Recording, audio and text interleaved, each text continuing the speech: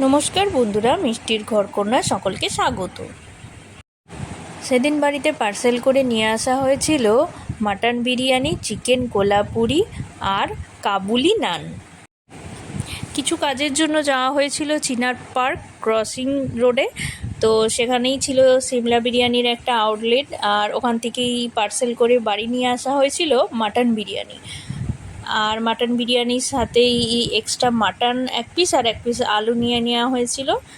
আর এছাড়াও নেওয়া হয়েছিল এই যে নানটা, বিশাল বড় সাইজের নান। একা খাওয়া কখনোই আমার মনে হয় সম্ভব নয়, এটা অন্তত আমাদের পক্ষে তো সম্ভব নয়। আর এইদিকে যে বিরিয়ানিগুলো আছে তার পাশেই আছে চিকেন কোলাপুরি। সিমলা বিরিয়ানির চিকেন কোলাপুরিটা হলো ওদের স্পেশাল আইটেম, তাই আমাদের বললো একটা নিয়ে ট্রাই করতে, সেই জন্য এটাও আমরা পার্সেল করে নিয়ে চলে এসেছি।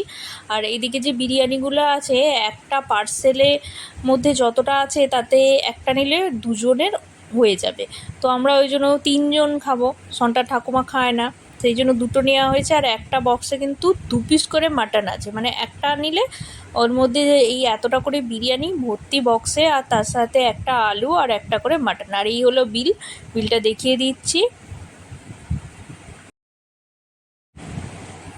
এই হলো সিমলা বিরিয়ানির রেস্টুরেন্টের মেনু কার্ড। এর মধ্যে যেখানে যেখানে আউটলেট আছে সেখানকার ফোন নাম্বারও দেওয়া রয়েছে যদি কেউ হোম ডেলিভারি নিতে চায় তার জন্য। আর এদের প্রচুর আইটেম আছে, এই পৃষ্ঠাতেও যেমন আছে উল্টো দিকেও আছে। বিরিয়ানিটা এবার আমরা থালায় ঢেলে নিলাম 3 জনের।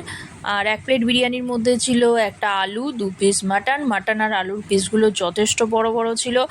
বিরিয়ানির টেস্টও যথেষ্ট ভালো ছিল। 2 প্লেট বিরিয়ানি নিলে 3 জনের জন্য যথেষ্ট। আর এদিকে সনটা খেতে আরম্ভ করে দিয়েছে নান। এই হলো চিকেন কোলাপুরি, এটার টেস্ট কিন্তু দারুণ ছিল।